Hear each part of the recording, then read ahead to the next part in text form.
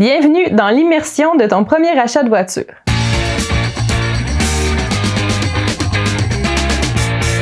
Pour te lancer dans ton projet, tu dois premièrement déterminer tes besoins du moment et du futur.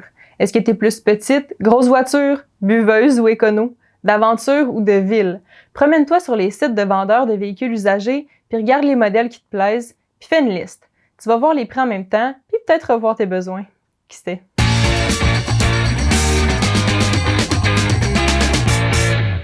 Mes conseils à 5 cents.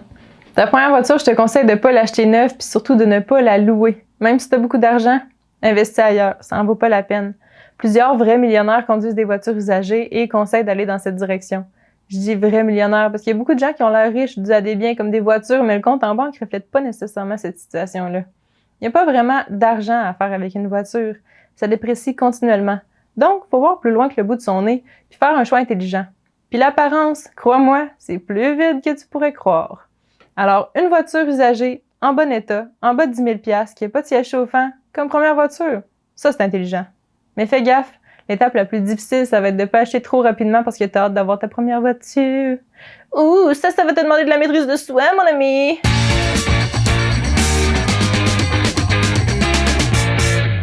L'achat de ta première voiture, c'est simple au final. Si tu choisis de l'acheter d'un concessionnaire, c'est le prix de la voiture plus les taxes, that's it. Prends rien de plus.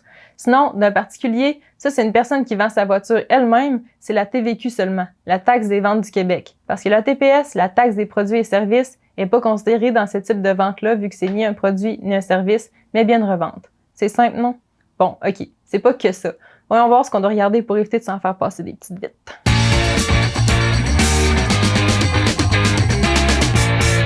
Voyons l'aspect long terme de ton achat. Selon les types de voitures qui t'ont attiré sur les sites, sors ta liste, assis-toi, puis prends le temps d'analyser combien vont te coûter les dépenses mensuelles de chacune. La consommation d'essence du modèle.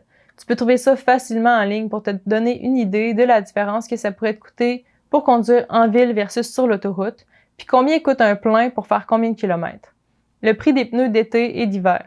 Tu peux demander des soumissions dans quelques garages près de chez toi pour comparer puis faire une moyenne du prix que tu aurais à payer aux 5-6 ans environ, selon les pneus. Le coût des assurances. Appelle plusieurs compagnies d'assurance ou fais des évaluations en ligne pour voir si c'est un modèle qui coûte super cher à assurer ou si c'est dans la moyenne du prix que tu t'attends à payer. Les prix varient selon les marques et les modèles. Aussi, tu dois savoir que tant que ta voiture n'est pas payée au complet, par exemple si tu as un prêt à la banque, tu vas être obligé d'être assuré des deux côtés. Puis ça coûte plus cher. Donc, une voiture moins chère que tu peux payer en argent comptant sans emprunter, ça peut être gagnant.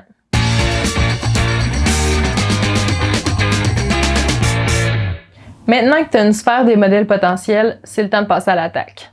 Habille-toi, c'est le temps d'aller sur place et de demander de voir les voitures qui sont sur ta liste et de poser les bonnes questions. J'en ai répertorié quelques-unes. Avez-vous les factures d'entretien?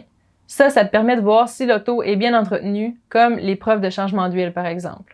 Quelles ont été les réparations? Ça t'éclairera sur les morceaux qui ont été changés ou modifiés. Combien de kilomètres sont affichés à l'odomètre pour savoir la distance que la voiture a parcourue? Quand avez-vous acheté le véhicule ou pour un concessionnaire, quand l'avez-vous reçu dans la cour? Pourquoi la personne vous a vendu son véhicule? Le véhicule vient-il avec une garantie? Est-ce que la voiture est accidentée? Ça, c'est ton droit de le savoir parce que ça peut jouer dans la balance pour ton choix final, parce que ça peut représenter des problèmes à long terme, puis ça diminue sa valeur sur le marché. Finalement, ne jamais demander si le prix est négociable parce que, bien sûr qu'il l'est.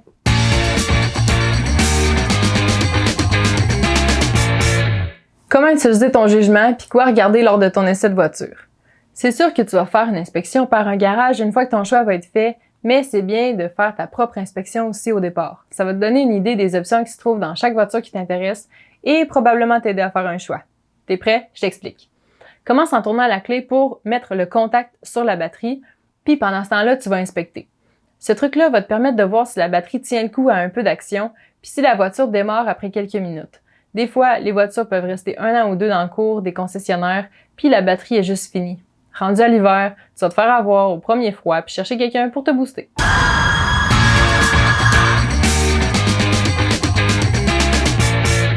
L'inspection de l'intérieur. Maintenant que tu es sur la batterie, essaie chaque bouton, un après l'autre, plusieurs fois, on-off, d'intensité basse à haute, Teste tout ce qui est électrique. Monte, descend les fenêtres, essaie le Bluetooth, l'ordi, Android Auto s'il y a ça, les rétroviseurs, les boutons de chaîne de radio.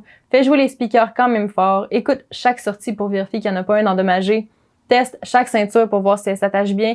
Puis si elle bloque quand tu tires fort, ok, pas trop fort là, calme-toi, ouvre les compartiments. S'il y a des tapis dans le fond de l'auto, lève-les pour voir si c'est pas rouillé, sale, brisé ou quoi que ce soit. Parce que si c'est rouillé ou pire perforé, tu vas avoir les pieds mouillés quand il va pleuvoir puis gelé en hiver. Demande s'ils n'ont pas des tapis en caoutchouc ou en vinyle pour l'hiver au passage. Pour gagner contre le sel puis la neige. Parce que la neige, ça fond une fois que ton auto est chauffée, puis ça devient de l'eau, puis ça peut faire rouiller ton plancher à long terme. Le sel, lui, ça gruge puis ça pogne d'un tapis, puis ça, c'est chiant. Perso, je garde mon tapis en vinyle à l'année. C'est mieux pour l'eau, la boîte puis la revente.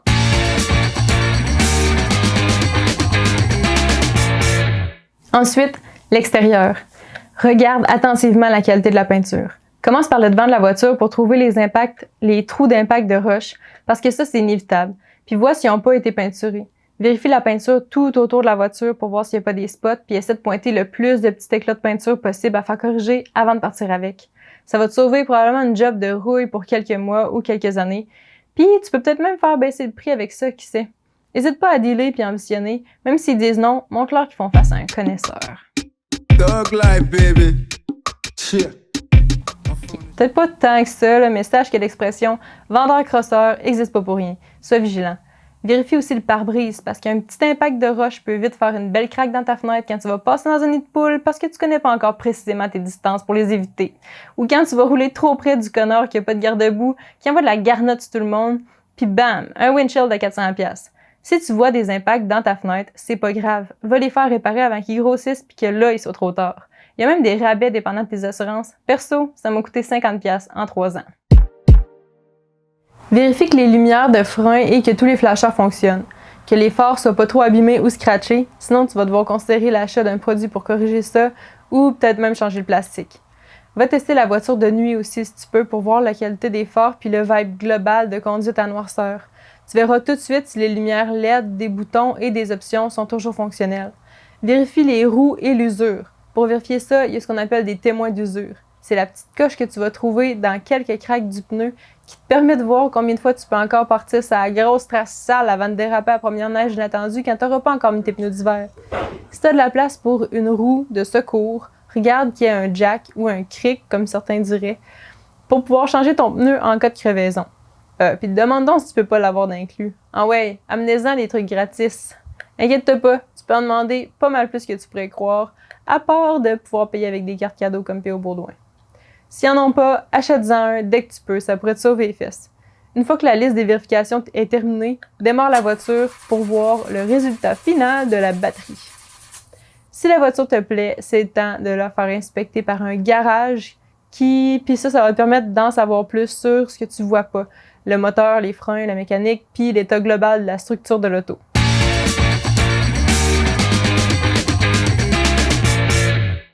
En passant, je fais une parenthèse pour la batterie.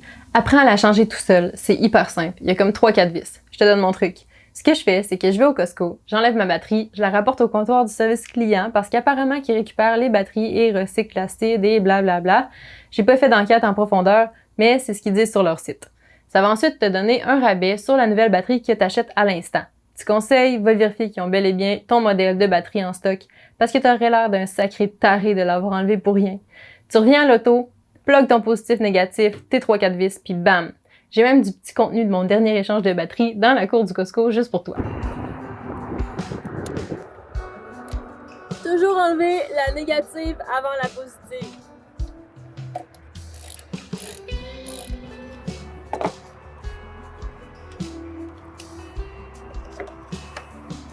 Next one.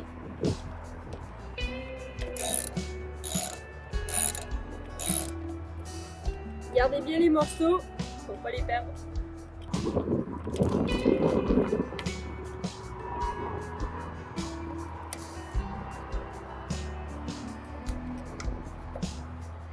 Il reste ceux-là, ici et là.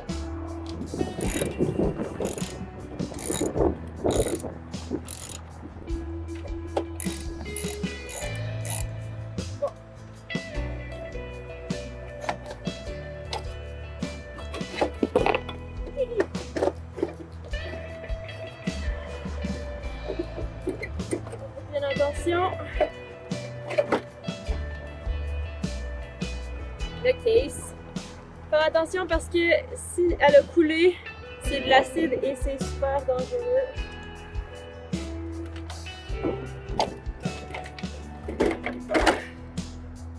Et voilà. Batterie. So. And this is the new one. And it was free. Oh man. In 3 years, it's free.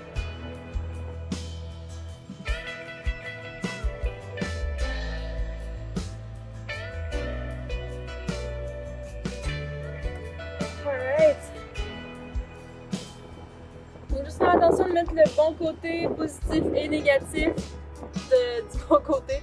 Ce serait un peu poche. Sinon, on remet le case. Je pense que c'est comme ça. Donc, on remet ça ici. On commence toujours par, on a enlevé le négatif avant le positif, donc on remet le positif avant le négatif.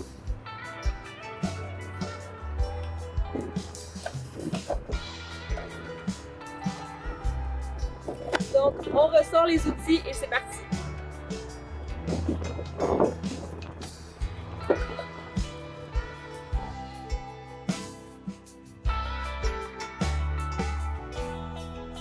Attention, le test ultime! Oh shit! Oh man! That feeling when you think you're badass. Oh yeah! Aussi, après avoir fait ça, sache que ça prendra ton code de radio pour la réactiver. Ben oui, c'est comme ça, c'est un antivol. Si tu trouves pas le code dans tes papiers d'auto, appuie sur le bouton Power puis le bouton Seek pendant 50 à 60 minutes. Ok, je niaise. Il y a un peu plus simple. Appelle ton fabricant, pas le concessionnaire, mais le numéro de contact que tu peux trouver sur les sites génériques de Honda, Toyota, Nissan.ca, puis tu demandes à parler au support technique. Ils vont te demander une preuve que l'auto t'appartient et ils vont te donner ton code. Écris-le sur un post-it puis mets-le dans ton coffre à gants si tu veux pas attendre au service client la prochaine fois. L'inspection du pro. Pour ça, prends surtout pas un garage que le vendeur veut te conseiller. Même s'il dit que ça coûte moins cher, avec ce garage-là, prends quelqu'un de confiance, le garagiste de la famille ou d'amis. Si après l'inspection, on te dit que tu aurais pour 2000, 3000 ou pire éventuellement 4000 en réparation, t'as qu'à le mentionner au vendeur puis tenter de faire baisser le prix en conséquence. Si la voiture a trop de réparations, malheureusement, je sais que ça va te briser le cœur, mais t'es peut-être mieux de te trouver un nouveau crush. Sache que souvent, c'est toi qui vas payer pour l'inspection sur la voiture, mais t'es mieux de perdre un peu d'argent dans une inspection que dans un beau gros citron qui va t'en faire perdre encore plus éventuellement.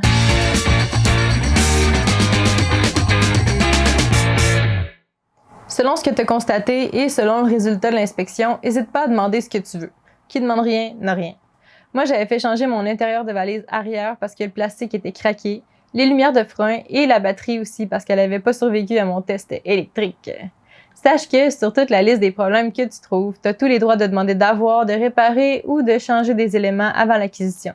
Si le vendeur dit oui à rien, c'est des bons à rien, va voir ailleurs. Habituellement, ils vont te donner quelques éléments que tu demandes et t'en charger quelques autres. Tant qu'à y être, demande donc des pneus d'hiver au passage. Ils en ont toujours en stock, un peu usés ou pas, que tu paieras peut-être moins cher, on sait jamais.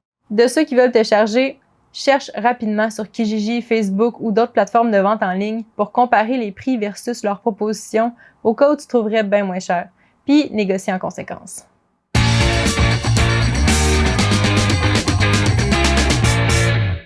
Ensuite, regarde avec le vendeur si c'est possible de bénéficier d'un rabais. Ose demander, le pire qui peut arriver, c'est qu'ils te disent non. Tu vas peut-être bénéficier d'un rabais pour étudiant, par exemple. Demande-le au lieu de prendre pour acquis qu'il n'y en a pas ou qu'il va refuser.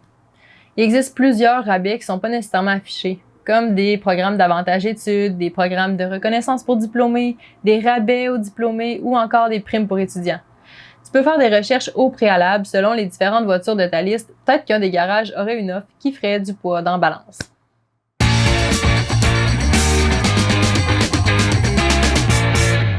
Maintenant que la voiture avec laquelle tu as eu ton crush est inspectée et que tu as négocié ce que tu voulais, c'est le temps de t'asseoir et de relire le contrat d'achat. Tu peux même l'apporter chez toi puis le lire avec un de tes parents ou une personne tuteur en qui tu as confiance.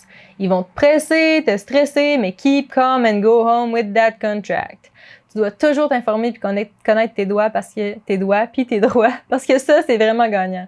Ensuite, je te conseille de ne pas prendre de garantie supplémentaire. Les concessionnaires, c'est avec ça qu'ils font de l'argent, donc toi, c'est avec ça que t'en perds. Le vendeur est obligé de te mentionner la garantie du consommateur, la garantie légale, qui, elle, est là de base puis qui est gratuite. Remarque bien, ils le feront peut-être pas. Je salue ici le concessionnaire qui m'a vendu ma voiture, puis ça, c'est pas légal depuis 2010. Parce qu'évidemment, si on te mentionne que tu as déjà une garantie, ça t'enlève le goût d'en acheter une supplémentaire, t'en penses quoi?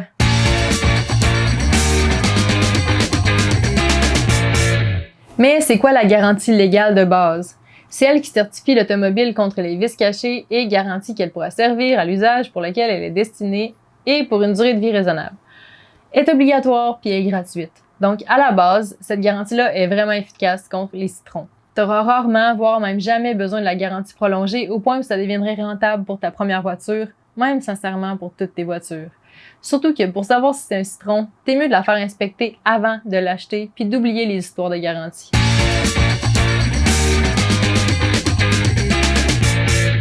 Là, tu te dis peut-être, allez, pourquoi pas prendre une garantie? Je te conseille d'aller lire les informations de garantie sur le site d'Éducalois ou d'APA, l'Association pour la protection des automobilistes. Mais bon, je te donne quand même un exemple, OK?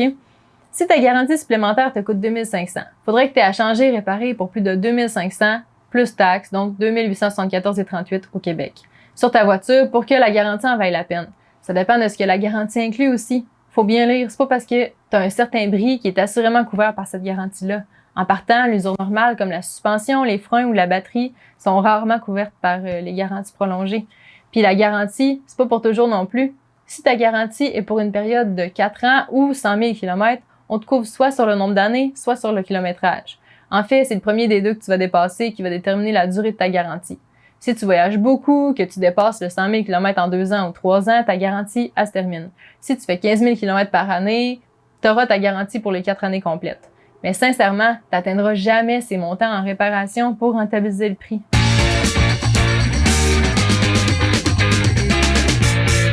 En plus de tout ça, si tu prends ton achat sur un prêt bancaire, tu vas devoir payer les intérêts sur le montant de la garantie. Si ton taux d'intérêt est de 3 %, tu te retrouves avec une garantie qui t'aura finalement coûté 3 049,20 $. Puis encore plus, si tu fais 100 000 km en 2 ans parce que tu fais des allers-retours au BC avec tes chums, puis que ton prêt à la banque est sur 4, 5 ou 6 ans, ben tu vas quand même payer ta garantie puis les intérêts, puis ça même si elle est échue. Donc en plus de continuer de payer ta garantie, tu vas devoir payer les réparations à venir. En gros, t'es mieux d'être vraiment malchanceux avec ta voiture pour arriver à dépasser le montant que tu veux avoir payé ta garantie.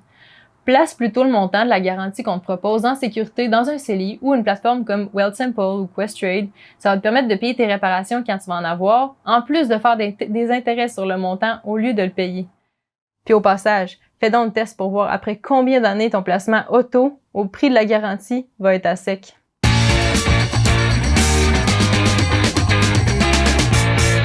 Voilà, sur ce, je te souhaite de prendre bien soin de ta première voiture et d'avoir des réparations qui ne videront pas ton placement auto avant 4 ans pour te prouver que tu as bien fait de ne pas mettre cet argent-là directement dans les poches d'un vendeur crosseux. Et sur ce, à la prochaine!